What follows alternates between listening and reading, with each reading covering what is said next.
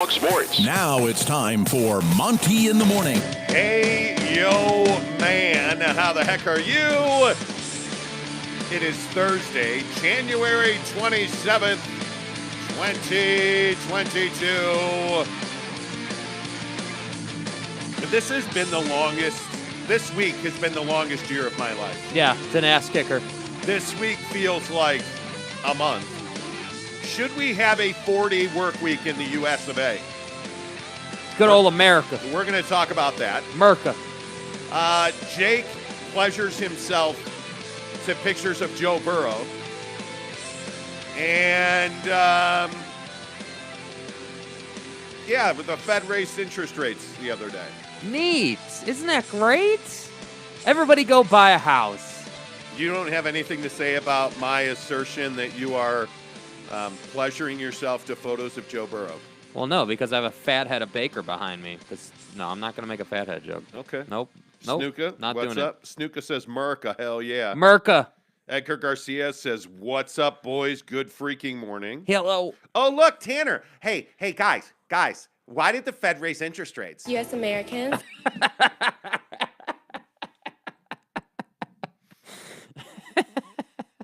Do not forget to subscribe to this channel if you are not already, because this here Xbox Series X, dude, we're like 100 subs away from giving it to somebody. You're a casual. Yeah, you're a casual. We currently, right now, as we are constituted on this very program, wow, we are only 89 subscribers away. Come on, man.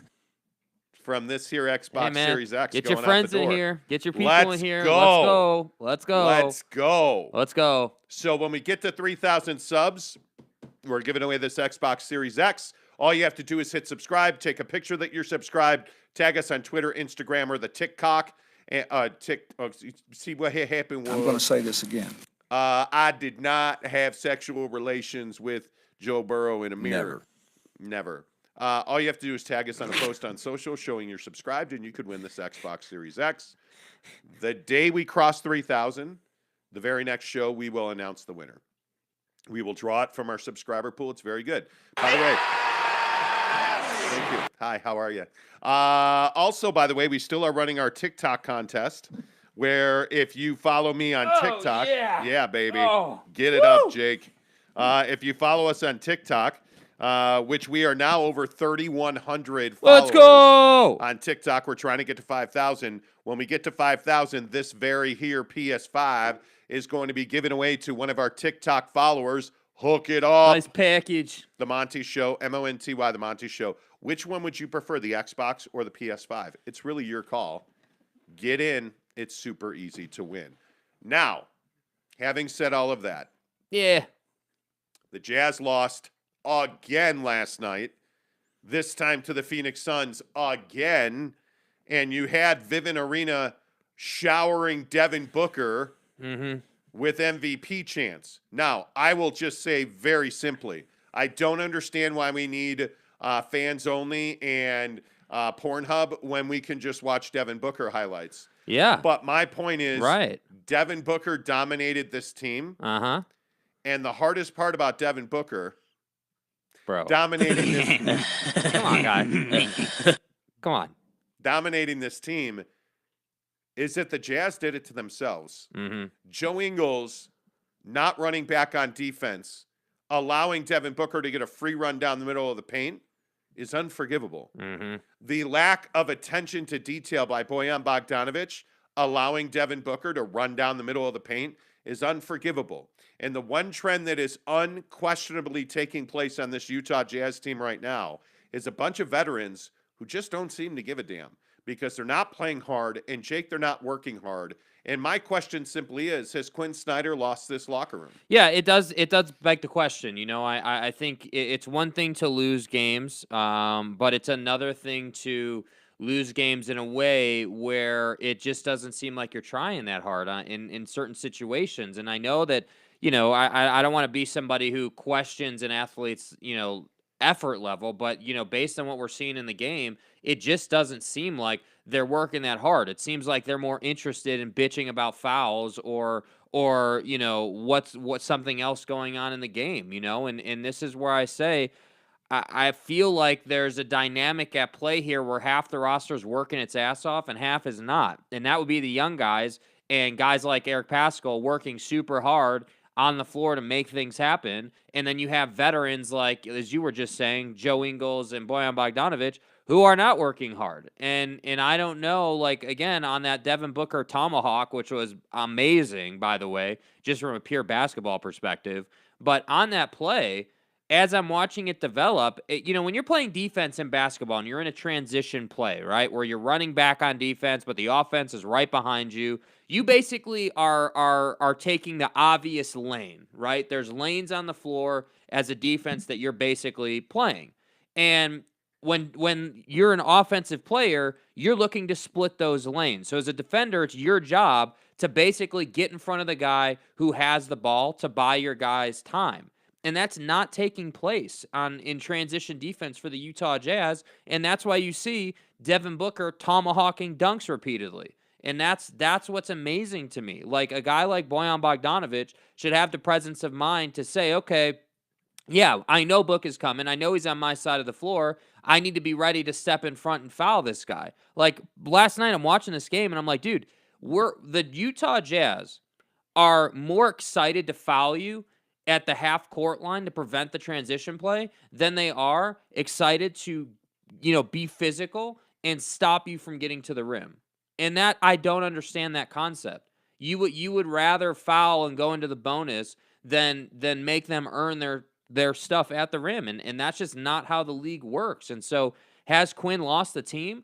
I'm not quite sure I'm ready to say he's lost the team, but is there a lack of belief in where this team is going this season out of the veteran side of the roster? Absolutely. I don't even think that's in question. I think guys like Jingles and Bogdanovic are seriously questioning what's going on with this team right now. Because last year, if you remember, they were the 1 seed, right? Everything was great. They were able to absorb injuries, but still they were able to go out and win the Western Conference. This year, it's a lot different. This year, you're a 4-5 seed right now.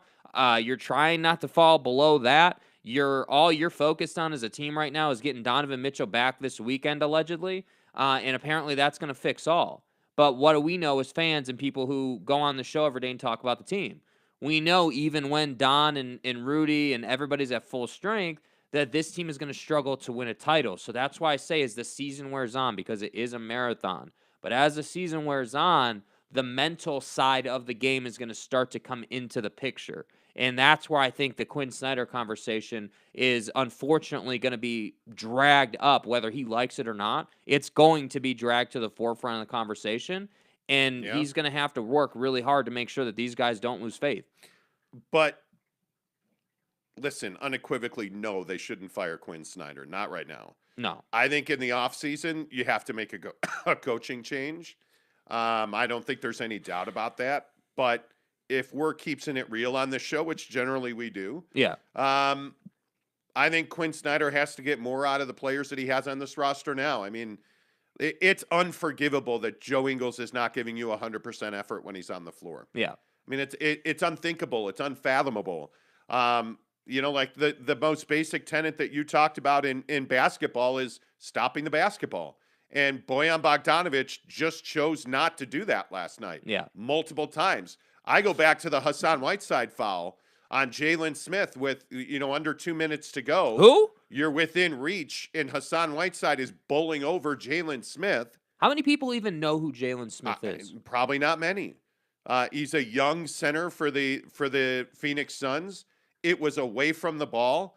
The incident was inconsequential. Mike Conley had likely gotten fouled by Devin Booker at the rim. They don't call that. They call an offensive foul on Hassan Whiteside, and it's clearly a foul, as you can see on my Twitter timeline. Yeah. It's clearly a foul, and then Hassan gets a technical on top of it. Yeah. And it's inexplicable that this team is being failed by its veterans. And I don't know what's going on with Donovan Mitchell and his concussion. I don't know how bad Rudy's calf is. Those two incidents, those two issues are not the biggest problem for this team. Yeah. Because I'm telling you, you can live in the narrative that if this team gets healthy, they win more games. I'd even agree with you. Yeah, I don't think anybody would disagree on that. I totally. They're not a championship contender with everybody they have right now at 100%. They're not. It's because their veterans are either tired or lazy, and they're not motivated. Yeah. And somehow that I mean, that 100% falls on Quin Snyder. I don't know any other way to put that. Yeah, and I want to play this sound from Quin Snyder last night in the post game. We're having this conversation about sort of the guys who are playing now versus the guys who are not playing, and some of the guys now are working hard, and some of the other guys are not. And this was basically just Quin last night, kind of giving his thoughts on where the team was at. Well, think about the guys that are out there, and when those guys are back, not that you're not thinking about them, but it doesn't do us any good to lament that and say, okay, well, when we get healthy, when we get, that's part of an NBA season, and I'm not, however I sound, I'm not like, I would have liked to play better,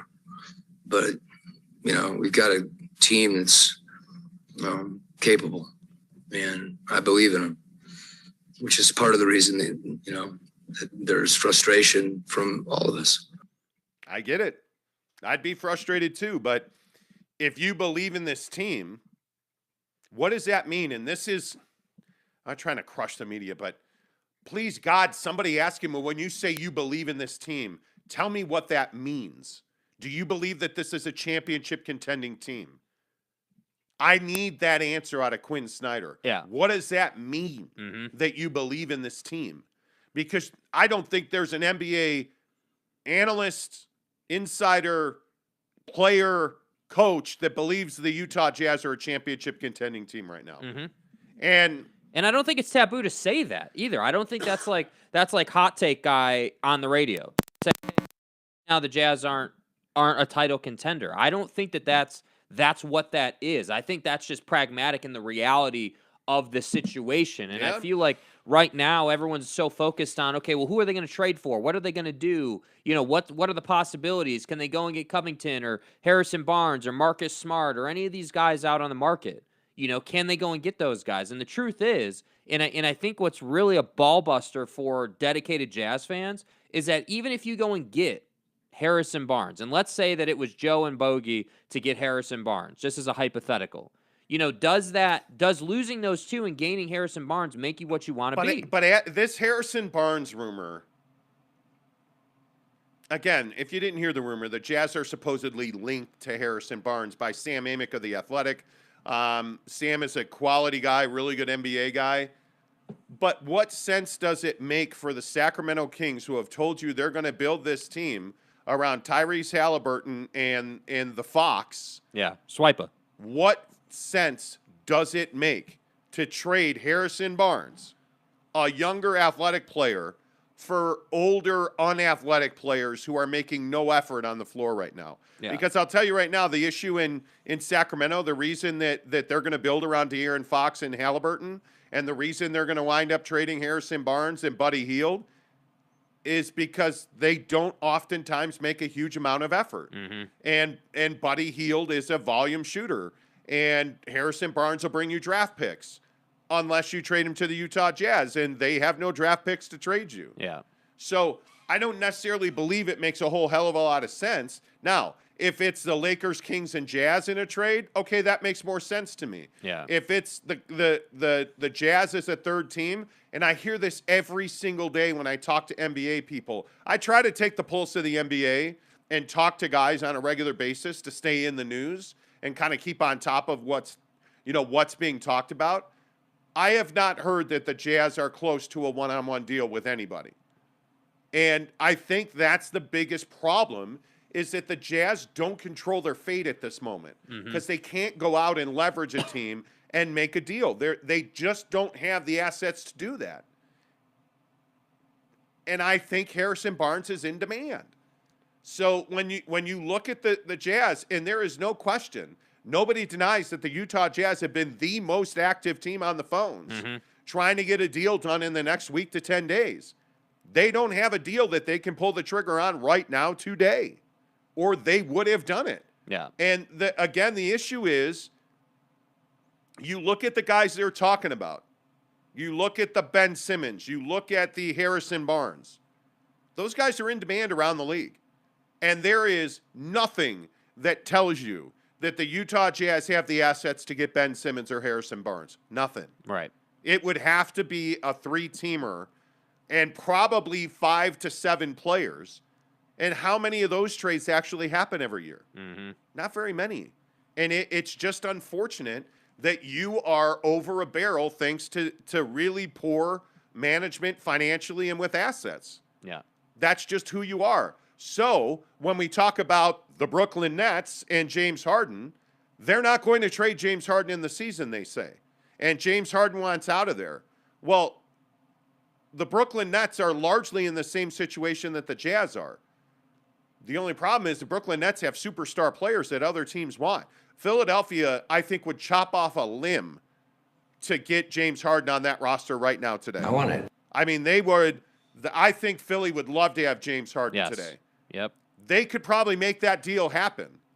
I just don't think the Nets want to trade James Harden right now.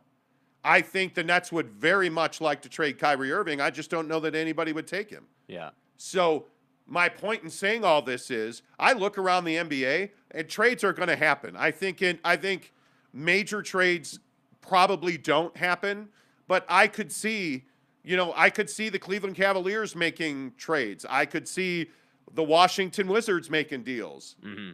I mean, I don't see any reason that Montrezl Harrell stays put because there are teams up and down the Western Conference that would love to have Montrezl Harrell on their roster. The Golden State Warriors would love to have Montrezl Harrell on the roster. Yeah. It's a matter of what will it take to get him. But I could see those kind of trades happening. I can't see a guy like a James Harden getting moved out of Brooklyn because I just don't think they want to. Those are the trades you need to happen if you're the Utah Jazz so that you can get in on the backside of that deal and move an expiring contract in Joe Ingles. I am so incredibly shocked at the rapid decline of Joe Ingles. Yeah, it's kind of crazy. I am stunned by it. Yeah. I mean, there are a lot of times when I'm watching Jazz games and I'm like, oh, yeah, Joe's going to knock this one down. You gave him way too much space, and then it doesn't go in. And you're like, man, like, where did he go? Like, what changed? What all of a sudden Joe Ingles can't knock down 3 of 5 in a game? Yeah. Because that's who he used to be. And that's it. And it's like, I feel like, I know James and our Australian contingent, if you will, loves Joe Ingles. And I love what Joe Ingles did last year. He brought a lot of presence from the 3-point line. But yeah, the decline is definitely been out there. It's not that you're getting your shot blocked. It's not that your skill is in decline. It's not that you're 33, 34 years old. Mm-hmm. It's that you're not playing hard. You're not running back. He got his shot block last night on the Devin Booker dunk down the middle of the lane in the first quarter. Yeah. Joe Ingles goes to the basket, and Bismack Biyombo blocks his shot. Joe Ingles went to the baseline and then trotted back on defense. Did not run back hard on defense, and it left Bojan Bogdanovic to be one-on-one with a fast-breaking Devin Booker, who went up and threw the ball down. Yeah, Bojan thought better of that, didn't he? And it's because Bojan Bogdanovic has responsibilities to the shooter in the corner, but never committed to stopping the ball, but shouldn't have been in that situation because Joe Ingles has to run hard on defense to compensate for his block shot. And Joe Ingles just trotted down the floor. Well, and I think It's think shocking. The Bojan situation is also indicative of where this team is at because any basketball team that's locked in and like really giving, 100% or as they say 110%, giving it the game your all, nobody would just allow a player, Devin Booker or otherwise, to just free run to the rim uncontested. And that's what that was. And so, yeah, he did have responsibility in the corner, but I can tell you right now, no NBA coach is going to say to a player on defense, yeah, let's give up a tomahawk dunk in an effort to make sure the guy in the corner who doesn't have the ball can't shoot the three. Nobody's saying that, right? Nobody would ever ask you or tell you to do that. And so when I was watching that play happen live, I agree with you about Joe Ingles. I was like, why is Joe not still in the picture? Well, Quinn even talked about it. Yeah. Quinn said our guys are not running back on defense. Yeah, they're We're not getting working down hard. the floor. And I think that, so you have the Joe portion of that play, but then you look at Bogey and you're like, dude, like you had in the NBA, I wanna like put this in perspective about how long these guys have to make decisions, because it's not very long. So in the NBA, when you're in transition and you're Bojan Bogdanovic on that play, you've got maybe less than a second to make a decision on whether you're going to step up to Devin Booker or whether you're just going to let him free run. And it's in that moment where I want guys like Bogey to be like, yep, I'm at least going to make him Euro step to get to the rim. I'm at least going to make him step to the side or whatever. It just can't happen. You can't have teams free running to your rim and embarrassing you on your floor, right? You ended up losing this game by whatever it was. I don't even remember what the final score ended up being, but that's not even the point of the conversation. The point of the conversation is how you win about this game and how you've been going about games. And I just hope that when Donovan Mitchell comes back, yes, obviously they'll be better on the floor, but I hope the culture gets fixed a little bit, because right now it's very sloppy, very lazy, just not engaged at all. And that's disappointing.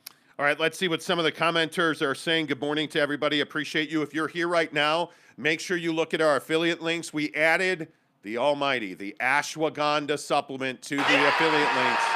Let's go. I take it every day. Lidocaine and B12. Well, it's better than lidocaine and B12, which I take B12 every day too.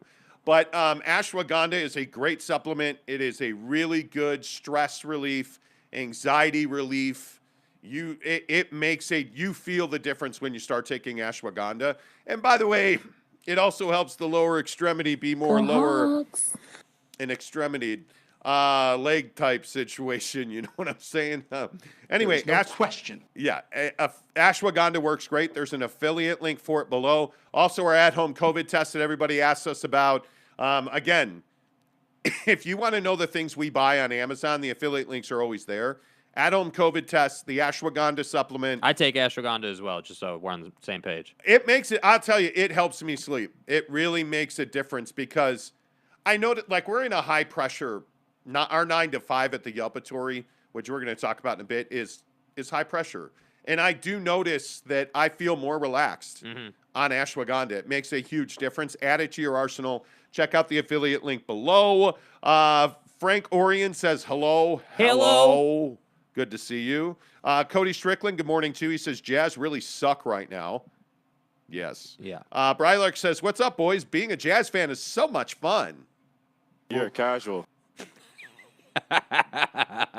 JP Stevens Shanahan's in the asshole says, sit. Shanahan, what's up? Good to see you, buddy. Love the shirt, boys. Arms fit perfect. Nice. Okay, yeah. By the way, with the Xbox giveaway, just saying. There's been a lot more questions since guys have been tweeting out pictures of the shirt. What are the questions? Do you have mediums? I don't. You should lift, so you need an extra large. We have 4 shirts left, XL and 2X. They're $25 each if you would like one of those shirts. Our artist is on vacation. He will be back next week. We will drop a You're a Casual shirt. Yeah. Hopefully in the next 2 weeks. You're casual. But we have 4 shirts left, XL and 2X, $25. DM me your address, and I'll hit you with the Venmo. Is the best way that we accept payment on Venmo. If you just want to Venmo us $25, it's at the Monty Show _ on Venmo. And buying a shirt gets you extra entries into the Xbox giveaway. If you buy a shirt, you get 5-to-1 entries on the Xbox X giveaway, which, by the way, we are only 89 subscribers on YouTube away. I don't know how we've picked up so many this week, but we've picked up a couple hundred subscribers this week, which is great. Giving away an Xbox apparently does that. But yeah, we are at 2,911. When we get to 3,000, we will announce. Yeah, we had been teetering around 2,600, and we've added hundreds of subscribers this week on this Xbox giveaway. So it's going to be. I've never taken steroids. Yeah, ever. Well, you know, the YouTube channel and stuff. Jake, you were pleasuring yourself to photos of Joe Burrow. What would KD say? I mean, Tanner listen, wants your to best know. ability is your availability. Kevin Durant's got a sprained MCL. he's not playing right now. So, Smoking Joe is my new cup of tea. Wow. James Knight says, put it away. There was no defensive player of the year, no superstar. This is not about Rudy Gobert and Donovan Mitchell. It's not. They've lost, 9 of 11? Hold on. We're not talking about the winning or losing here. You realize that, right? Yeah. That's not what we're discussing here. Yeah. Just so we're on the same page, we're not talking about the fact that they lost the game and that's why you should be concerned. Defensive player of the year or not, it literally has no effect on the conversation we're having. The conversation is Joe Ingles was on the floor and was lazy as hell last night. The conversation is Devin Booker was at the hash with the ball, running at full speed, and Bojan Bogdanovic didn't want to step in front of him. What does that have to do with Rudy Gobert? And can we stop taking fouls to stop fast breaks? I mean, the bonus situation every night for the Jazz. It kills them. Man, stop taking the backcourt foul. And they're not the only one who does it. And I think that the league is gonna come up with a rule to. Well, but I think it's not that they're the only one who does it, but when you foul as much as it's the Hassan Whiteside foul. When you commit fouls like that, and then 2-3 times a game you're fouling guys in the backcourt, you're giving them free points. You're giving anyway. Tanner says the Jazz have lost 9 of 11 games. I didn't think they were going to do much in the playoffs, but I didn't expect them to fall apart. James Knight says, pretty sure Chris Paul and Devin Booker were bitching about fouls too, right? My frustration with the Hassan Whiteside foul, which is what I think James is referencing, you two-arm shoved a guy to the floor. They call a foul on you. And then you went and complained that you didn't foul the guy. Like it's Giannis last night getting dunked on, clearly fouling the guy, and then being like, I never touched him. Are you serious? Like, those are the complaints that drive me crazy. The issue with the Hassan foul is that there was no need for it. Where were you going? You weren't going to set a screen. You weren't going to do something in some kind of set that you were running. It was off the ball. You just ran through a guy and then were upset that the foul was called. And so when you combine that with all of the, hey, let's prevent transition tomahawk dunks by Devin Booker fouls, when you combine those two things, you're going to be in the bonus super quick. So, if you want to stay on, if you want to die on the hill of oh, well, everybody else bitches about fouls. Why is it a problem when the Jazz do it? Okay, fine. Die on that hill, dude. But you were down 4, and Mike Conley was going to the basket for a layup. He likely had gotten fouled by Devin Booker. And Hassan takes that away. Yeah. You were down 4 with under 2 minutes to go. Yeah. To commit that foul is just dumb. It's not good basketball. It played a big part of why you lost that game, because the game was over at that point. You were not going to win the game at that point. 50 points on the sidelines and you got beat by 8. That's not why you lost that game. You were in position to win that game last night. It's a cultural issue. Yeah. It's not fit. And by the way, Donovan Mitchell and Rudy Gobert, it's not a 50-point thing. Yeah, like that, James. Anyway, Calvin Howard says Donovan is a crybaby. Quin Snyder has been the problem for a while. Yeah, I think it is. I just think that the culture on this team is falling apart, dude. If you want to say to yourself, "There's 50 points on the bench," you're up in the night. Okay. Yeah, sure. Is there 50 points between those two guys on a nightly basis not being scored? Yeah, but that doesn't mean that they score. What did they score? 95 points or whatever it was. I can't remember. 107 to 95 final. They scored 95 points. So so is your case that they would have scored 145 points on the Suns last night? No, they wouldn't have scored 145 points on the Suns last night. So again, with all due respect, come up with a better take. That is just not a well thought out thing. Yeah, would they be better with Don and Rudy on the floor? Sure, of course they would. Nobody's disagreeing with that. But we're not having a conversation about wins and losses and man, this is an embarrassment because they lost this game. That's not what we're saying. He also says, did it ever occur to you casuals that Joe is a 34-year-old no leg to suggest it's effort based? It's frankly disrespectful with all due respect. Quin Snyder called him out after the game last night. You're 34, you're playing in the NBA. Does that mean you can't run hard? Run as hard as you can. You got your shot blocked. There is no excuse for not giving your level best effort. None. He got his shot blocked and pouted about it, and it led to a Devin Booker dunk. Anyway. Notice real quick on the Joe Ingles thing. Notice we've moved on from Joe Ingles was in Paul George's head. Notice we've moved on from Joe Ingles as one of the most prolific three-point shooters in the league. Now what are we bitching about? Now what are we complaining about? What is your excuse about Joe Ingles now? Oh, well, he's old, and you guys are just ripping on him. So we agree. Joe Ingles is old. He shouldn't be on the floor most nights, but he is on the floor because you have injuries. So we agree about Joe Ingles. The difference is you want to defend him, and we're just telling you what the reality of the situation is, which is he has a pride complex. He got blocked. He didn't want to go back down, and that resulted in Bojan Bogdanovic being on an island in no man's land, and ultimately Devin Booker threw it down in your face on your home court. Yeah. That's just what it is, man, and I understand you don't like it. You can say it's disrespectful, but the problem with that is that the facts say that he was lazy on that play. There's nothing to argue. Quin Snyder straight up said we didn't run hard on defense.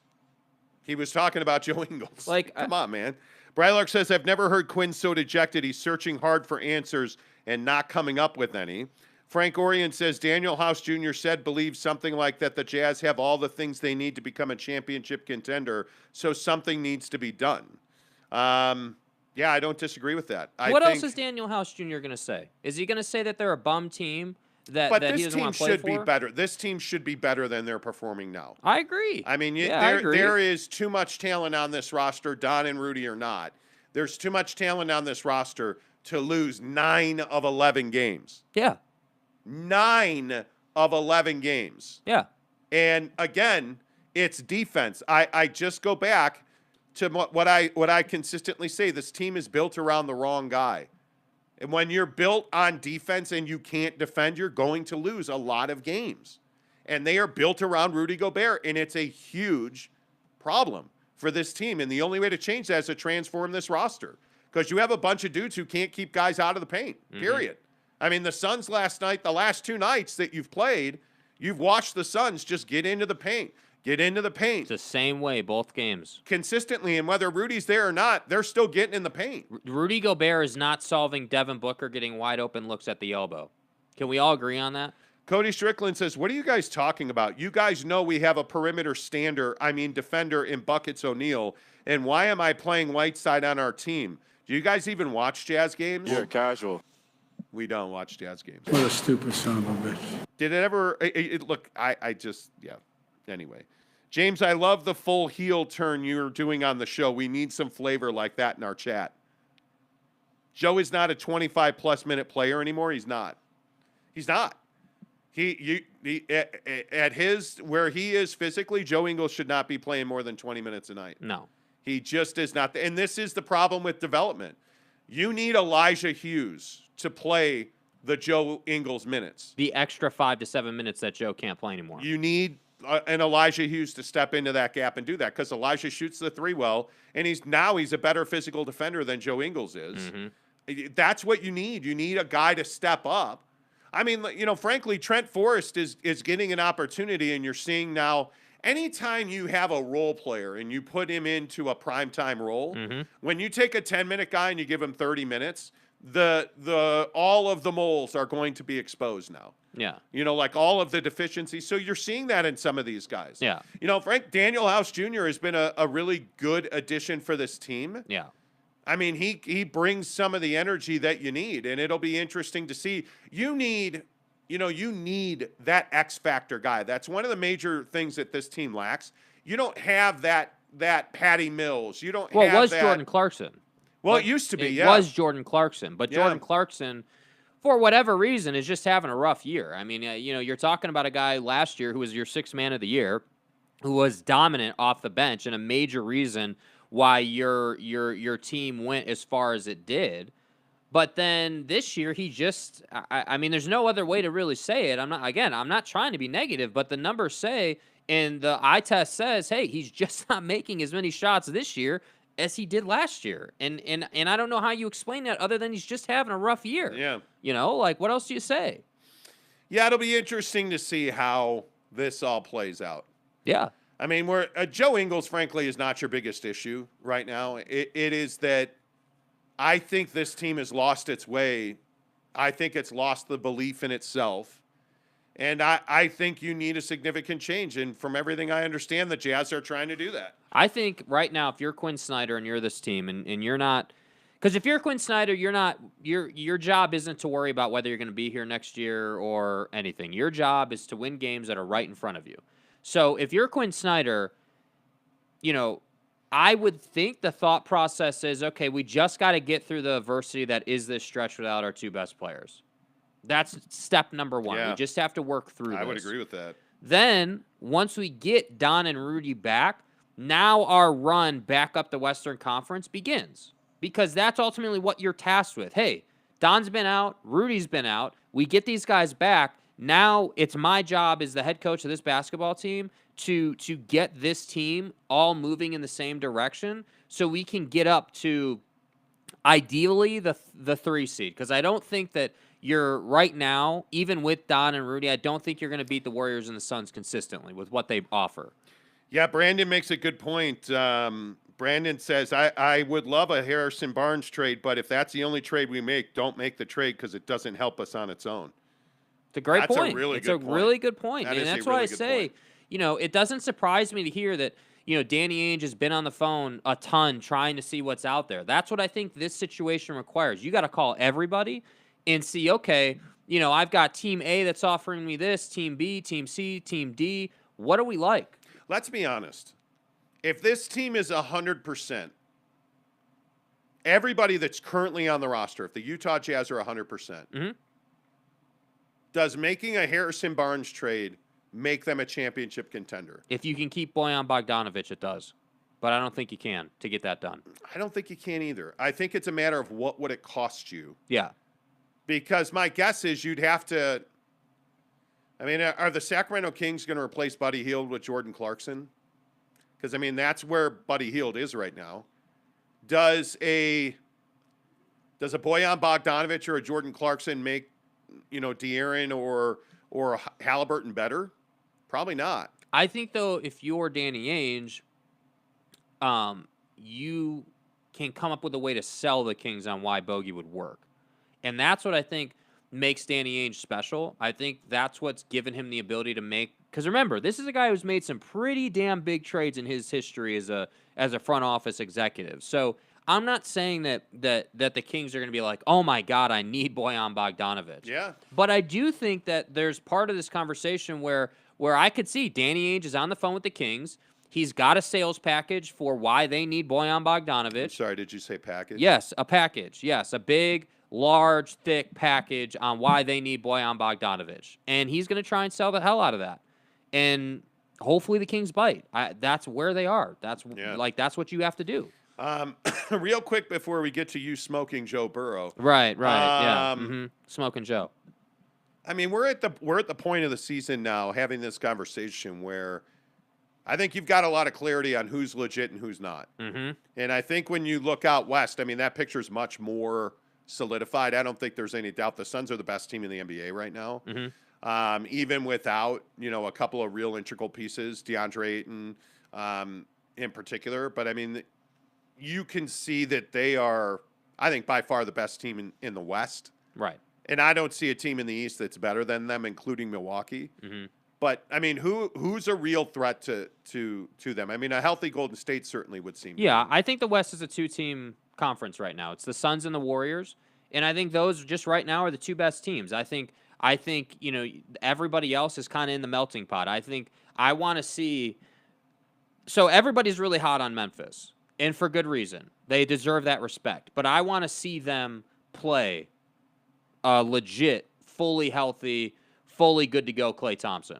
That's what I want to see. I want to see how the Warriors play when Klay Thompson is at his level best, making the shots he typically makes. So to me, right now, I think it's a 2-team league or 2-team conference with the Suns and the Warriors. And I think everybody else is just kind of in that melting pot. And I think that the Lakers are in kind of in turmoil right now. I think LeBron is playing out of his ever-loving mind right now. It's amazing. It's beautiful to watch.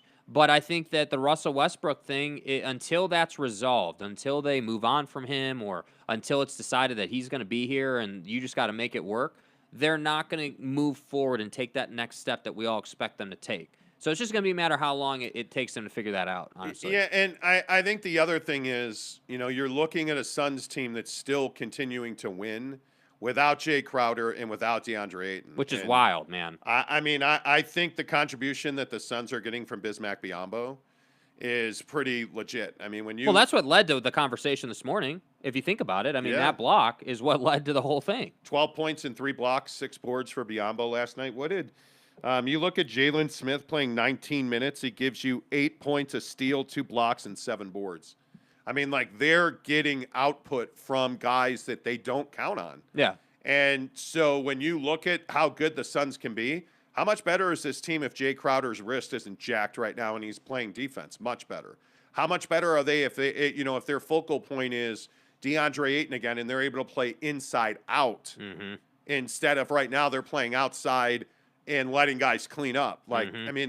They're able to play both ways. And by the way, you have a GM that just got a contract extension in James Jones that I think is going to make deals at the deadline. So the Suns team we saw last night beat the Jazz by 8 points or what have you is not even the best version of this Suns team. Well, and I think the Suns, I think the best way I would describe these couple of teams here is that it seems like for the Suns and the Warriors, the tide is going up, right? Everything's great, positive.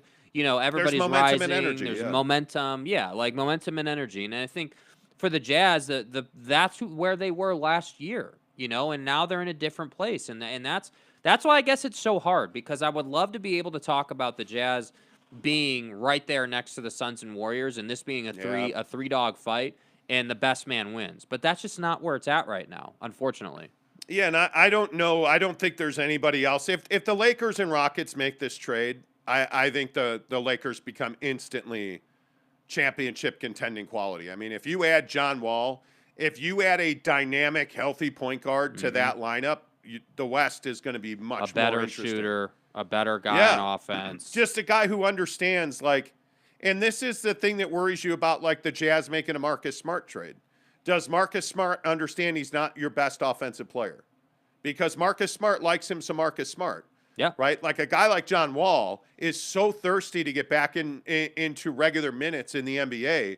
I think he would fit right in there, and it immediately removes a bunch of dysfunction that the Lakers have been dealing with. Yeah. And when you do that, it's a whole different ballgame, man. Yeah, it changes things significantly. So I think it'll be interesting to see what happens. Out east, I still want to know what Philly's going to do with Ben Simmons. If they truly want to hang on to him to make a run at James Harden in the offseason, adding Ben Simmons to Brooklyn is probably not the best idea for Philadelphia. So I don't see them adding, James Harden in a trade.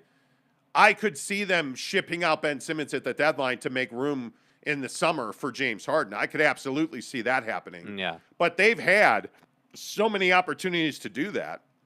The latest rumor was the Bulls were after Ben Simmons, which makes a hell of a lot of sense. Yeah.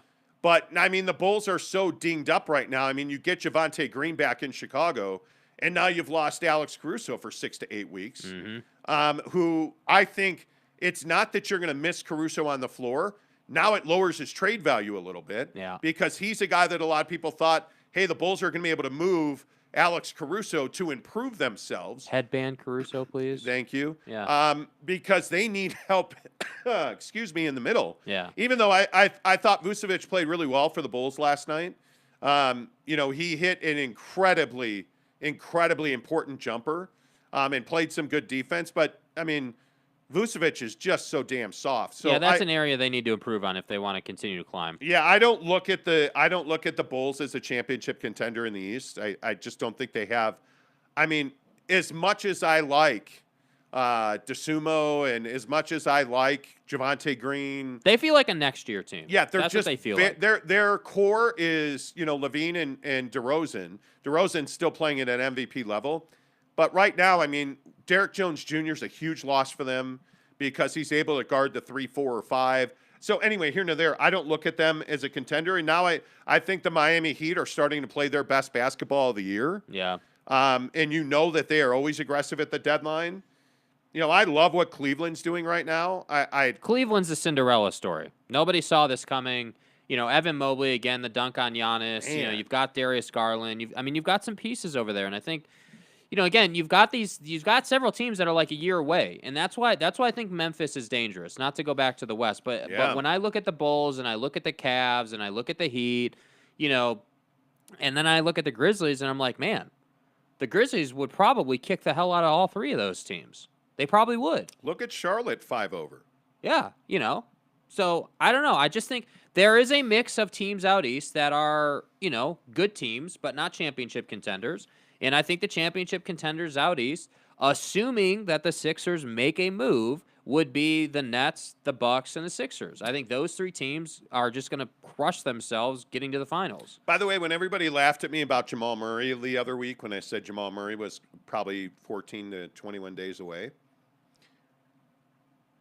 yeah, the Denver Nuggets say he's 2 weeks away. You're a casual. By the way, also Michael Porter Jr., this was the shocking one. Listening, because I have no life. I mean, I literally have no life. Never. It's ridiculous. I'm listening to Sirius XM NBA radio yesterday. Mm-hmm. And they're talking about Michael Porter Jr. now is practicing and warming up. He's taking part in pregame shooting. And I'm telling you, if that team gets MPJ back, if that team gets Jamal Murray back. Jamal's the one they need. Jamal is the one they need. If they get those two guys back, Denver's now a top 5 team in the West. I mean, they just need to get into the playoffs. They're teetering. You know, they're 6th right now. They're teetering on the playoffs. Yeah. You don't want to be in that 7, 8, 9, 10 spot. Ain't trying to be in the play-in, bro. No. I mean, and the Lakers, by the way, the Lakers better be careful. Yeah. The Lakers, that's right. Just hold your water. And yes, Memphis is for real. And if you say they're not, I'm punching you in the face. Make sure you hit subscribe. We're giving away. I'm going to say this again. Hit subscribe. Make sure you hit subscribe because we're giving away this Xbox Series S right here. X. Dude, bro. You stupid fuck. This is an X, not an S. Hey, make sure you hit subscribe on the channel right now. What a stupid son of a bitch. Because we're giving away, thanks, Joe. Thank you, Joe. We're giving away this Xbox Series X when we get to 3,000 subs. You know. Yeah. If you buy a T-shirt from us, we only have 4 left, I think it is now, or whatever it is. Yeah. For $25, you get 5 entries to win the Xbox Series X. $50 could make you 800. Funky Orion says, oh, things got intense now. At least they're aware they're struggling. When Rudy Gay went to Utah, he believed the Jazz were a team that can win a championship. Uh-oh! Mm-hmm. Guys. If you could say which year had the best BMX bike, which one is it? Who the fuck are you? 1976. Everybody knows that. Everybody knows that. Duh. What an idiot. I just saw a video of them last night, and Gay looked super pissed. Probably should. Jeremy Bolton says, LOL, did you just say the Bulls would have to move Caruso to make themselves better? Beautifully said. No, that's actually not what I said. What I said was I think the Bulls realize they're not a championship caliber team right now. And I think Alex Caruso is one of their better trade chips. They need assets right now because the Bulls this summer, I think this coming summer for the Bulls is a critical piece because there's not a whole lot of guys on that roster you want to move. Mm-hmm. I mean, Ayo Dosunmu is stud. I mean, that kid is going to be something spectacular. Yeah. He is. I agree.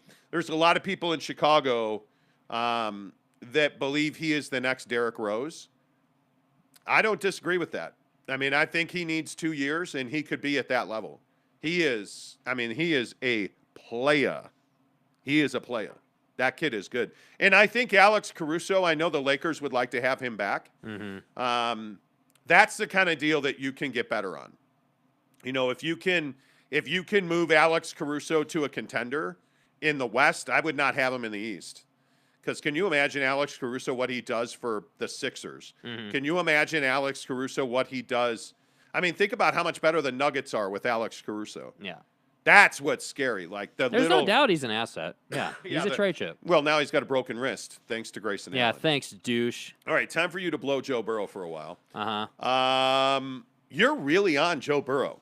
You are. I just think he has an opportunity to do something that doesn't get done very much, which is build a Cinderella story of a career inside of 5 years in the NFL as a starting quarterback. So, hey, you came into the league, you almost made the playoffs your first year, then you get hurt, and adversity strikes. You come back, your knee is great, you're smoking Joe Burrow again, you win big game after big game, and now you're in the AFC Championship game.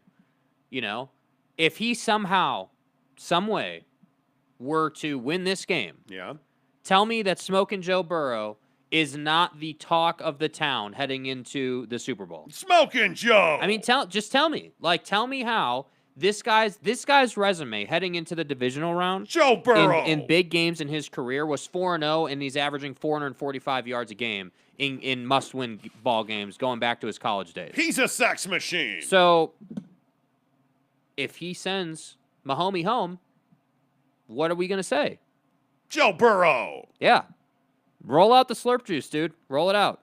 I love Joe Burrow. Yeah, do we need to get a fatheaded Joe Burrow behind me here? I don't watch Pornhub. I just watch Joe Burrow highlights. Yeah.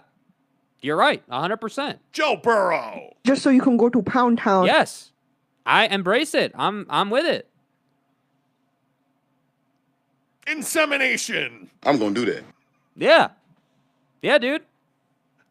I sent Jake a video of a cow getting vacuumed or a horse getting vacuumed yesterday. Think that's HIPAA? How do you find this stuff on TikTok? How does that even happen? Get the hell out of here with that. Yeah. Thank you, Aaron. Thank you. A horse. Oh. A horse getting vacuumed. Lidocaine and B12. Joe Burrow. Anyway, there's not a chance in the world they're going to Cincinnati and winning. Now, I think the game They're not going to Cincinnati, bro. Or Kansas City. Fuck off. There's not a chance in the world. You're a casual. That Joe Burrow, yes, I am. That Joe Burrow's going to Kansas City with the Bungles, and the Jungle's going to win. That's not happening. It's not happening. Keep doubting it. I mean, keep doubting it, dude. Travis Kelce's mom's going to be at the game. So? How's Fat. Did you see that somebody went up to Travis Kelce's box? Okay, that came out right. Wow. Travis Kelce has a luxury suite at every game. His mom was in the suite, and somebody's like, "Hey, thank you for birthing him. Thank you." Yeah, please respect my privacy. Next question. What? Thank you so much for having. Hey, guys. Guys. Hey, hey, Mr. Kelce. Thank you for having sex. I'm going to say this again. That egg was powerful. Good job. All right, Damn. bye. See you later. Damn. Like somebody went up to her suite and said, "Thank you for having him." People are weird, bro. People, What are you talking what about? are you doing? But anyway, yes, I don't think Cincinnati is going to go in there and get blown out by 35. I don't think that's happening. Yeah, could be. Game Bucket Boy Z says, "Bro, the Jazz don't have Donovan or Gobert. This team is still good. Were they good with Donovan and Gobert?" So this is a new guy to the show. So the process is going to play out. Cody Strickland says we need Barnes, Smart, and Robert Covington and some picks. How can we get all four at this trade deadline? I feel like we could make that happen. Schemers trying to control their little worlds. Obviously, Bogey, JC, Joe, and Royce would all have to go. What would I do without you? Good luck. Monty, the Tanner voice is gold, man. Wow. And your comment got filtered, Travis, but he said, "Can you just do that effing Joe Burrow voice all day?" Joe Burrow! Smoking Joe! I'm for real. Joe Burrow. I'm for real. By the way, real quick, speaking of Aaron, did you? Where is Aaron right now? Hey. Did you guys see? And maybe you didn't. I don't know. Aaron Rodgers has an offensive coordinator, or I should say had an offensive coordinator in Green Bay. And his name is Nathaniel Hackett. They are almost best friends. Aaron Rodgers, what a You're dick. Aaron fucking Rodgers. Nathaniel Hackett and Aaron Rodgers had a great relationship. Nathaniel Hackett allegedly just got hired by the Denver Broncos to be their head coach. Yeah, I've been immunized. For 2 years, we've heard about Aaron going to Denver to be the Broncos' new quarterback. Where is Aaron right now? So now is Aaron Rodgers going to Denver? Yeah, I've been immunized. I mean, he's a weed smoker. We know that. By the way, did you see that he's trying to rekindle the relationship with his brother? What an idiot. I mean, what does this guy think? Do you think that you're going to be able to rekindle your relationship with your family after you told them to go F themselves?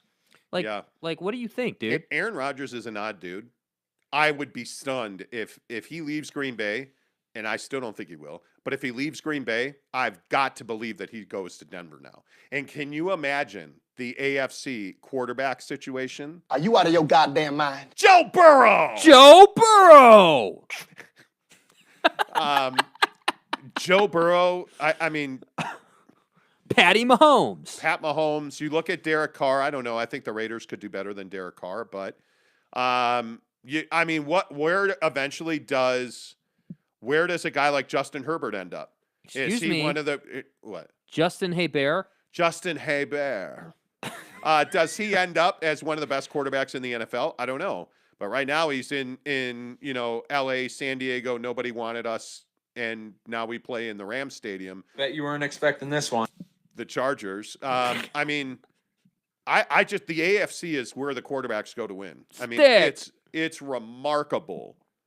If Aaron Rodgers goes to the AFC, You're Aaron fucking Rodgers. I can't even. The AFC West would be ridiculous. Yeah. It would. Yeah. Ridiculous. And then what about Russell Wilson? Everybody yesterday was talking about that the Raiders want Russell Wilson. The Raiders. And that he wants the Raiders, and that they would inseminate each other and win and birth a Super Bowl championship. Like, they're a better team with Russell Wilson. Here's the game plan. I mean, there's no doubt. Yeah, I agree. Russell Wilson is a better quarterback than Derek Carr. There's no doubt. Yeah. We should probably stop with the birthing insemination stuff. I mean, you did send me a video of a horse getting vacuumed. I did. We get it. Game Bucket Boy Z says the record was a lot better when they were both healthy and had Whiteside. Well, yeah, of course it's better when they had those guys, dude. That's not the conversation. But are you trying to be better, or are you trying to win a championship? Like, what are you trying to be? I mean, the problem is, and there are some days that I just want to poke Craig Bolerjack in the eyeball. When he goes on about how, the Jazz are an elite team when they have all their guys. What a stupid son of a bitch. When all our guys are healthy, this team's elite. They're not elite. This is a good team that's not great anymore. Yeah. Last year, they were a great team. That loss in the playoffs to the Clippers, that hurts you. By the way, what if the Clippers get Kawhi Leonard and Paul George back?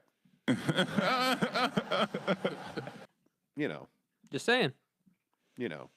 Tanner Plummer says, yeah, the Tanner voice is gold. What do you guys think of Josh Hart? Would he make us better? Yes, Josh Hart would be in a really good bench guard for you. Yeah. He is not a starter on a championship team, but I think he can't be traded till March. I'd have to look into it. I could be wrong. I don't want to say. I don't know. James Knight, Tanner, they're taking the PS55 out of you, right? They're taking the piss out of you. But Tanner's our dude, though. Like, Tanner gets it. Andy Pettit is my friend. Yeah, Tanner's my friend. Like, stop. These fucking steroid drops are incredible. They are. The Roger Clemens steroid stuff is amazing. Lidocaine and B12. I hope we get Marcus Smart. We need him, Quentin Moyer says. Never. Okay, good. Tanner Plummer says, I want to poke Craig Bolerjack in the eyeball. You and me both, Monty. I'm going to say this again. We're just this show is fun. Nothing on this show is personal. Nothing. Stop disrespecting me, bro. Yeah, I mean, outside of the fact that James Knight still has not sent us our 4X gold. If I got to come down there and extract it with a vacuum used on horses, I will. I'm gonna get medieval on your ass. Wow. Wow. Jake and I have a healthy exchange of raunchy videos on TikTok and Instagram. Let me tell you what now. And I'm serious. Somebody's asking if I legitimately sent a video of a horse getting vacuumed, which means a horse having his ashwagandha extracted through his pee hole. What's an erection?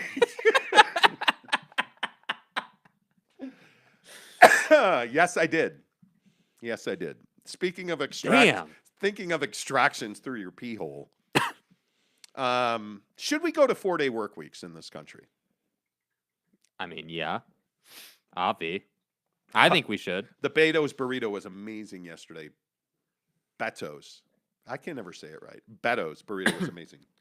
But listen, I'm telling you right now, a 4-day work week would be amazing. Okay. I already work 10 hours so a day. lay out our average day. Let's start there. Like this morning, my alarm went off at 4:30.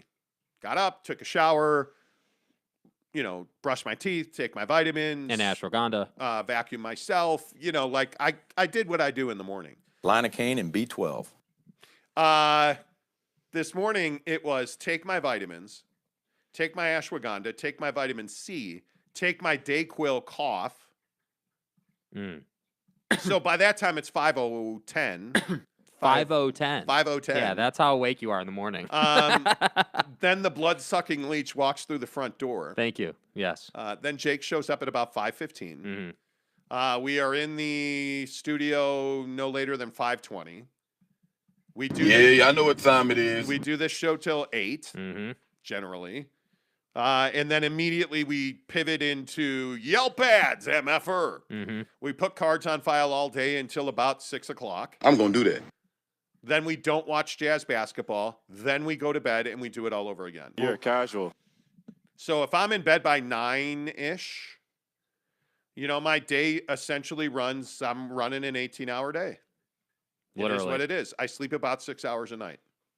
Just saying. So, would I want 4 10-hour work days like a lot of Europe does? Yes. How great would it be to just have to do the show on Fridays and not have to Yelp? Could you imagine? Do you know how much more snowboarding I would get in? I would love it. I would sleep on Friday. I would do the show at like 8 instead of 6 something. I'd get an extra hour of sleep. It would be remarkable. Yeah. My quality of life working 4 10-hour days at the full-time 9-to-5er would be exponentially Well, let's better. be honest. For us, it's 4 15-hour days. Let's be honest. That's what it is. Quentin Moyer says, only casuals don't watch the Jazz suck ass. You're Correct. casual. Suck ass. Correct. That was really good, Quentin. Bro.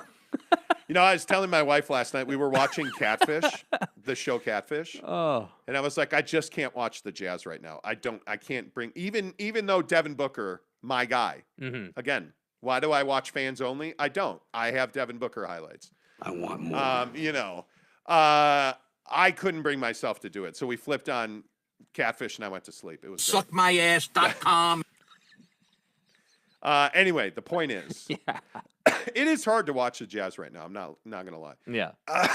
But I would love 4 10-hour days. Yeah. Imagine your 9-to-5 job being an 8 to 6 job, 4 days a week.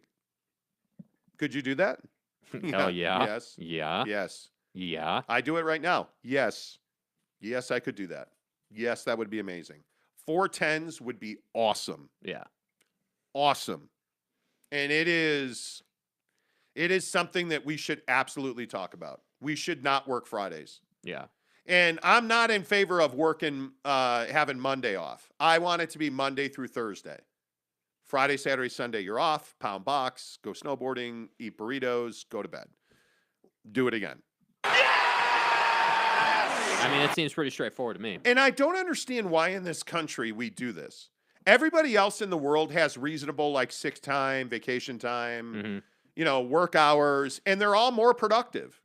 I got to take ashwagandha just to relieve my stress. There's a link Americans. in the description. Go ahead, read the description. There's affiliate links below on the podcast and on YouTube. Right, yeah. And by the way, if you're here right now, please give us a thumbs up. But I would love 4 10-hour days. I think the quality of life, in all seriousness, your quality of life, your quality of sleep, your quality of working out, spending time with your kids, spending time with your wife, more time in the hot tub, more time to make your yard look great, more time to take a 3-day weekend to Tahoe or Denver. Come on, man.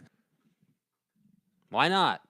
Why wouldn't we do that? When studies and research show that companies that go with 4 10-hour workdays get more productivity in those 4 days than everybody else who works 5 8-hour days. It makes complete sense to me. Yeah, I completely agree. And I would love it. I mean, I honestly, like, for us, it would be ideal. So, well, Brylark makes an excellent point. Brylark says it's called capitalism, Monty. We are slaves to the companies who give their executives 7-figure bonuses. But what do I always say on this show, Brylark? What do we talk about all the time? Yep. If you're collecting a paycheck, you're doing it wrong. I'm going to say this again. A paycheck is the drug they give you to make you forget about your dreams. Period. I'm going to say this again. That's what this is. And I'm telling you right now, every day that we punch a clock, every day that we go to Yelp, every day that we go to everywhere that we all go to do our jobs, we're giving away another day of our life. Yep. You're fucking giving away another day of your life. Come on, man. Now, in exchange for that, I make well north of 6 figures. I do really well. I live in a beautiful house. I live in a beautiful community. I drive a twin turbo V6. Like, I have a good life. I want more. I want a better life. I want to work when I want to work. I want to make residual income. I want more. Yeah, I want to own a dozen Jack in the Boxes. Yeah, dude. I want to work whenever the fuck I feel like working, and I want to sit home when I feel like sitting home. I want to be in Norway snowboarding right now. I don't want to be sitting in my studio getting ready to go work at Yelp. And I love Yelp. Yelp treats me really well. I just won another award at Yelp back here on the shelf. Just so you can go to Pound Town. You know, like, I love Yelp. It is a great place to work. You need a job? Hit me up. DM me. I'll get you a job at Yelp. Yeah. I don't want to work there anymore. I want to be in Norway snowboarding, and I want to check my email and see. I want to count my money. Yeah. Meet me in the Maldives, and we'll count our Jack in the Box money. That's the life I want. And by the way, we can have an ultimate cheeseburger because that's what matters. And by the way, that's what I'm going to do. Yeah. I'm doing everything I can do right now today. Like, this is why I bought this investment property. Yeah. I want to leverage it to open a Jack in the Box. Mm-hmm. Now, is that going to be in Utah or Sault Ste. Marie? I don't know yet, but I'm going to do it. And I'm telling you, my life, and I'm very fortunate. I'm married to a woman that supports that, and gravy trainer over here, Gravy trainer over here. Coattail riding mofo over Dude, here. I fucking nuked my life 2 years ago to get up here, and now we're ready to launch. Okay, so I don't want to hear any gravy training. Okay, you nuked your life. So you broke up with her over text after she gave you COVID. They texted. And essentially told you that you were going to have enough kids to field a football team. And as you can see, I'm going through some shit right now. And you nuked your life? Yes. Okay, well, you did that. I had nothing to do with that. Right, but I'm saying I'm not a gravy trainer. No, that's true. You're not. It's just fun insulting you. Makes me feel of this is inaccurate. better about myself as a man. Anyway, the point is... So get your facts straight. But you did live in my basement. Yeah, for like 10 minutes, I slept on an air mattress while I had the vid. For a week. Oh, my God. Jeremy Bolton says, will the combo number 10 meal at the Jack in the Box come with a side of E. coli? It won't. We're getting somewhere. Telling you right now. Jeremy, if you text me ahead of time and tell me you want a number 10, I can include some E. coli. Some E. coli. James says self-indulgent much? Not enough. I want to be all self-indulgent. That's it. Bro, James, why are you hating today, bro? What's up, and where is my 4X gold? Yeah, why are you hating today, man? Why are you on the hate train? Chris Carnes says, I have worked from home for 18 years. What's a 9 to 5? My man. You get it. You get it.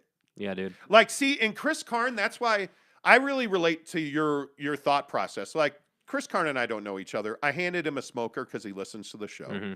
And we've DM'd a couple of times. But we talk about things like he sent me an audio book that I'm listening to. We're like, it's a good book. We're on the same page. Like, that's the mentality Literally. you have to have. Grow wealth so your family never suffers or struggles. Grow wealth and seed the idea that you should be empowered to chase any passion that you have. The only thing that I care about right now is hookers and blow. But that was a joke. I was kidding. The only thing I care about right now is retiring soon. I'm going to be 49 in a couple of weeks. Mm-hmm. I don't want to work until I'm 70. It's really unfair. I want people to work for me while I sleep. Mm-hmm. Make me money while I sleep. That's what I want. And so my kid doesn't have to work, and the next, like that, their infrastructure. I'd love to have a dozen Jack in the Boxes in a family trust that I can hand down to Jake, who can then hand that down to his kid after he grows it to 20. Mm-hmm. And then he hands it to his kid. And like we're creating generational wealth. Yeah. But the Fed raising rates almost screwed me yesterday. That was not good. Did you guys see that? And he will every single time. They're going to raise rates in March. To what? They haven't said exactly what the percentage point will be. But, excuse me, buying this rental property, talking to my mortgage guy yesterday, we were talking about Fed rates, and we were talking about, because everything I'm doing right now is pointed at one end goal that I'm not going to talk about, but it's pointed at one end goal. So me and my guy Devery were talking about that. And he was saying, well, hey, I would actually go, because I qualify based on credit, I qualify for the lowest rate. So we were talking about not taking the lowest rate and why that's the right thing to do. And Yeah. it's just right now a very critical time in your life. I hope you understand that. Doesn't matter what your situation is. Trust me when I say it's a critical time in your life, because the world is changing pretty dramatically right now. Yeah. And those that have will have more. And those that don't try to acquire and have will not have more. If you are going to sit tight and spin your wheels in the current situation that you're in, you're never going to get out of it. Mm-hmm. Because the hole is getting deeper. The hill is actually getting steeper. That's the scary part about it. Yeah, no, it's true. It is really difficult to. And I think there's a lot of people who are my age who are just not. But what does that mean? Like, there are a lot of people my age who, like, I'm in a unique situation because of my age and how much money I'm able to make at Yelp, right? That's a unique situation to be in. And I'm not saying that to be like, oh, yeah, I'm the best and all that. I just, we stumbled upon Yelp 2 years ago, and we've turned it into an amazing opportunity on a monthly basis to make money. I think that the average person who's 28 or whatever and, is probably married and probably has kids at this point is not in that situation and is probably under $100,000 a year in income, which means that it's going to be really hard to buy a house and afford your life. That's what I think. I think, your average person isn't going out looking for income property. If you are 25 and you're making $50,000 or more, you need to really dig in and make a hell of a lot more than $50,000. And I cannot tell you how many millennials I talk to at Yelp who don't have a concept of what could be. And one of the amazing things, Gesundheit. Thank you. One of the amazing things that I'm fortunate enough to do is, like, Mrs. Monty and I talk about this all the time. Like, we're not just sitting here hoping for the best, right? Like, and Jake and I talk about this a lot. We're not just sitting here kind of chilling. Like, I think if you're making good money, you have to understand that, and you have to go after more. Yeah. You have to. I was talking to my boss yesterday, and I said, it's just not good. I'm not here to do what I did last year. I want more. Yeah. I need more. Yeah, exactly right, Brylark. I'm going through some shit drop. Mm-hmm. Like, I'm trying. I really. And as you can see, I'm going through some shit right now. Yeah, I really feel like right now I'm in this weird spot in my life where I'm uneasy. I've never been more financially stable than I am now. I am 100% out of debt. I am not spending my money. But in a couple of weeks here, I'm going to cut a $50,000 check on an investment property. And I'm terrified of it. My wife said to me yesterday, why? We're fine. We're going to hand a title company 50 G's in 2 weeks, probably, or 3 weeks. That's terrifying to me. I'm for real. And then my wife whips it out and slaps me in the face and says, hey. I'm a fucking unit. We're fine. Wait, she didn't say that. She didn't. She didn't say that, say by the way. unit part. Yeah. But we're fine. But it's that little moment in time. And I don't mean to preach or get crazy about it, but there's that little moment when you're making a big decision, and put yourself in this spot. Think about the last really big decision. Maybe it was getting engaged, asking her to marry you, At the moment where your wife said, "Hey, honey, we need to talk. I'm pregnant." Right? Think about those big foundational moments in your life. Yeah. And you felt that little flutter or lightness in your chest. Mm-hmm. And your senses stand up and you're like, you're in that moment where you have to do something. Mm. Do you go and do what needs to be done? Or do you like, well, I'm going to pull back and think about this for a minute? And I'm a big believer, and I do it. When I'm in that moment, I'm like, yeah, we're doing this. We're writing an offer on this place. And we talked about this over the weekend when we were looking at condos and houses to buy for investments, and we were going to write an offer. And we were looking at one particular place. And we were like, hey, are you going to do it? Because if you're not going to do it, I'm going to do it. And you just have to get over that moment in time where that fight or flight thing is going off in your brain and in your chest. You just got to hit the gas. Because when you don't hit the gas, a lot of times that becomes a habit. Yeah.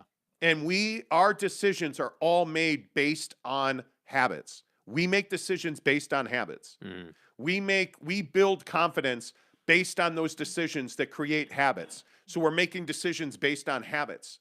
And again, I will tell you, and I know I've said this 100 times, but confidence works both ways. When you tell yourself, I can, I am, it's awesome, I'm the best, it's no difference. You're building confidence. It's no different than saying, I can't, I won't, I'm not good enough, I'm not, I'm ugly, I'm fat, I'm this. You're just building confidence. Are you building it in the right direction, or are you building it in the wrong direction? Because all you're doing is building confidence. And I'm telling you, when you get in that moment and you're like, no, I can't do it, I won't do it, I can't do it, I can't. You need to put a hard stop in it, and you need to go and do it. Yeah. You have to do it. At some point, you have to do it, because if you continue to do what you've always done, you're going to get what you've always gotten. It's that simple. Brylark, exactly right. All gas, no brakes. Brylark, are you calling for drops now? Yeah, dude. Like, how do you, like, where's all this coming from, bro? Like, how do you know all these? Correct. All gas, no brake. Ian says those are the best moments. Yeah, it really is. And Ian, you're exactly right. If you'll embrace those big moments in your life and really command those moments, when you and the people in your life need you to make a decision, make the decision, live with the consequences, do what needs to be done. Mm-hmm. It changes you. It really transforms who you are as a human. Yeah. Because it rewrites your brain like you are. And I'm a big believer in, I can't remember who said it. I can't remember who said it, but essentially, when you make big decisions and you take on big things in your life, you remap your brain. Mm-hmm. You remap decision making. You remap. It's almost as though you're formatting your DNA. That I am a player. I'm a guy that's going to do things because I am a guy that's doing things. Yeah. To me, there's no better place in life to be than right in that moment. Yeah. Because it is easy to collect. I make really good money at Yelp. My wife makes phenomenal money at her job. Like, yeah, if we didn't want to, we'd never have to have another job again. It's really we would easy. Just be able to stay there for 30 years. It'd be really easy to collect a check. I have excellent benefits. I have stocks. I have, it'd be super easy to just do what we do. But that's never been who I am. It's just not who I am. Ian says, I gave almost the exact pitch to an interview the other day. Got good mindset. Have to have it. Yeah. Have to have it. Greg Hawkins. Exactly right. I don't like work, but I do like money. Mm-hmm. Exactly right. James Knight says, why am I visualizing herds of people in white gowns fixated on Monty's every word? Herds of people in white gowns. It's a flock, man. People, you're sheeple. Jeremy Bolton says, I may be the outlier, but my wife and I both have 9-to-5s, work from home, have 3 young kids, and love all the time we get to have with our kids. I like the stability. And there's nothing wrong with that. It's tough, man. It is. And that's tough to walk away from. Jeremy, and if that's your life, hey, dude, do it. I don't personally think there's anything wrong with that. No, not at all. I think that I think, when you're at that point, I think you've made your decision. You've made your bed, and that's fine. I don't have any issue with that. But for me, I've always been the guy who's like, I don't want to lose my flexibility. I don't want to lose my ability to just go and do whatever I want to do. Yeah. And that's what I hold dearest, I guess. The hard thing about about that 9 to 5 collecting a paycheck is there's a lot of people who egotistically cannot embrace that. And you just have to embrace it. You know, like there's real value in that. And I think that if you are somebody that wants to be a 9 to 5 and you want to collect a paycheck and you want to collect a pension at the end of the day, embrace that, do that, build your life, facilitate the future, whatever that future is. If you're a 9 to 5 guy and you're putting money away and you have an IRA and a Roth and you're doing what you need to do for your future, hey, Jeremy, there's nothing wrong with that. Embrace it, build that infrastructure, put yourself in a position to succeed with that. That's valuable, right? But I think for me, that's just not been my thing ever. You know, and it's what made my transition out of the talk radio business very difficult. I never wanted to leave that behind because it pays really well, but there's no stability in it. But I love being on the radio. I love talking to people every day. And it was really difficult to leave that behind. Yeah. But man, the freedom that comes with leaving that behind, the freedom that comes from taking risks and failing, the freedom that comes from learning from those failures and growing and getting closer with my wife and working together to build a vision for what we want our lives to be like and what we're working towards. There's nothing better than that, man. And I think, Jeremy, there's nothing wrong with what you're doing. Yeah. There's nothing wrong. Quentin Moyer says, I'm in college to get my broadcast journalism degree, and money is a problem right now. Stop going to college and start creating content. Yeah. You know, and I say this to I talk to a lot of people that are wanting to do what we do. Mm-hmm. Create content, Quentin. If money is a problem, make more money. Let me propose this question, and I don't mean it from a place of hating on your plan. What is a journalism degree going to do for you that creating content can't? What do you need to be taught? You need to be taught how to use a mixer. You need to be taught how to formulate a topic. You need to be taught how to find information and write articles. I got news for you, bro. YouTube.com. All of that's available to you. Seriously, and I am a big proponent of college isn't for everybody. I think college is for a select few, particularly in the medical and legal field. Yeah. And I think that college is glorified more than it is useful for about 95% of people. Yeah. But you have to be willing to go and find the information you need to make what you want happen. You have to be willing to do that. James Knight says, all donations to be sent to the Church of Monty, P.O. Box Luca's mom. Exactly right. Jared Jensen says, hire Craven Moorhead to be the next coach of the Jazz. I mean, he's qualified. He's qualified. Craven Moorhead is one of the best things I've ever heard out of the comment section. Giggity says, you're wrong about the white gowns. We're in new sweet black T-shirts. That's exactly right. Yeah. Greg Hawkins says, I'm not into the 9 to 5 personally, but I do like the structure. The most difficult aspect of irregular hours for me is managing my own time. Managing your own time is very challenging. Very challenging. If you ever just audit your day, minute by minute, one day. Don't do it. You'll terrify yourself. Content is king, Greg says. Consistency will get you there. You can make pretty decent money from your own phone. Yeah, you can. Quentin Moyer says, my dream is to be on ESPN and talk sports. Been wanting to do it since I was a kid. And luckily, my high school let me be a commentator at games. So it's been helping me, and I'm thinking about doing a podcast. Don't think about it. Yeah, Stop so here's the thinking thing about with it. that. Here's the thing with that. And I love the passion. Here would be my advice, though. You need to understand where places like ESPN are at right now, right? It's harder than it's ever been to be a 25-year-old kid with a journalism degree that gets into ESPN. That's just not the culture and where things are at right now. And I would tell you that the more you go down that path, the harder it's going to be for you financially because they're not willing to pay. What I would tell you is find a 9 to 5, but then build a podcast, grow a podcast, and it doesn't need to be, dude, we've been doing this podcast for going on 6 years now, right? I remember there are people who listen to the show that remember the beginning days when we had, a tiny little Mevo when it first came out. We were doing the show on Periscope with an iPad and 2 mics.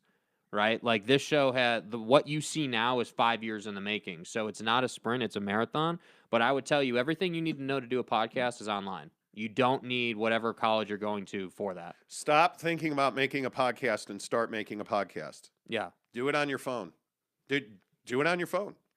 If you don't have a YouTube channel, create a YouTube channel right now. Right now.